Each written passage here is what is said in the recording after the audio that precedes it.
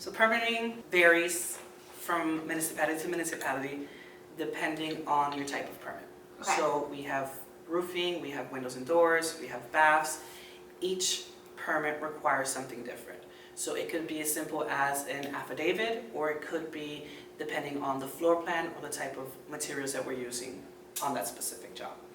So the main thing that the job requires is definitely a notice of commencement, identifying to the county that we are working on a project within their county.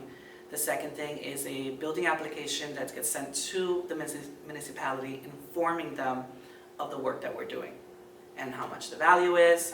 So depending on the municipality and how much work you've done that year, shows the requirements of what is needed. So if you've done 5 projects and it passes a threshold, that will prevent you from moving forward with the project.